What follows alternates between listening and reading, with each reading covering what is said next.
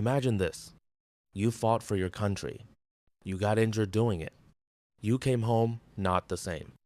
And then one day you show up to protest another war. Quietly, respectfully, and you end up getting arrested. Yeah, that's exactly what just happened on Capitol Hill. So here's what went down. Around 200 military veterans, many of them disabled, gathered together in Washington, D.C. Not yelling, not rioting, not causing chaos. They stood in formation, like they were trained to do. Some of them held red tulips, a symbol meant to honor Iranian civilians killed in U.S. airstrikes.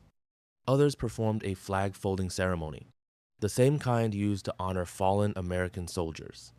This wasn't random. It was symbolic, emotional, intentional.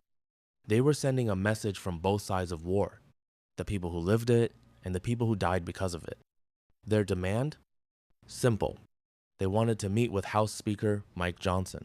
They wanted him to accept the folded flag and make a pledge not to continue funding the war. That's it. No threats. No violence. Just a conversation. But that meeting never happened. Instead, police showed up. And after waiting, after standing there peacefully, at least 60 veterans were arrested. Yeah, arrested. Among them were well-known figures like Michael McPherson from Veterans for Peace and Mike Preisner from the Center on Conscience. These aren't random people. These are organizers, leaders, and most importantly, people who've actually been to war. And online, people had a lot to say. Some folks were straight up emotional about it. Like, how do you arrest people who literally sacrificed their bodies for this country? Others were like, these are the only people who truly understand war and we're silencing them? You could feel the frustration. A lot of people saw it as disrespect. Like, these veterans already gave everything, and now they're being treated like criminals? But not everyone agreed. Some people pointed out something important.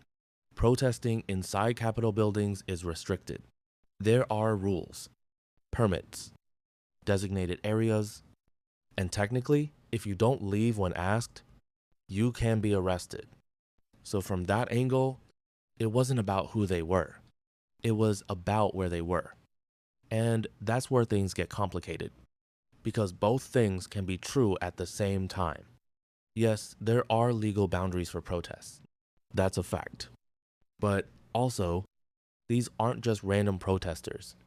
These are people who lived through war, who came back and are now trying to prevent more of it. That hits different. And then there's another detail people started talking about. Speaker Mike Johnson, based on public records, did not serve in the military. His background is in law and politics. Now, that doesn't mean he can't make decisions about war. That's literally part of his job. But for some people watching this situation unfold, it created a contrast. You've got veterans physically and emotionally marked by war, asking to be heard, and a political leader who hasn't experienced that firsthand. That contrast. It sparked a lot of debate. At the center of all this is a bigger question. Who gets to speak on war? The people who plan it, or the people who survived it? Because when veterans show up, not asking for money, not asking for benefits, but asking for less war, and the response is handcuffs, it makes people pause. So now the conversation isn't just about one protest anymore. It's about rights, respect, and what it really means to serve your country. Because if the people who fought the wars are now being arrested for trying to stop them, then what does that say about how we listen? Or maybe the real question is, should veterans have a stronger voice when it comes to decisions about war? Or should the rules stay the same for everyone, no matter what?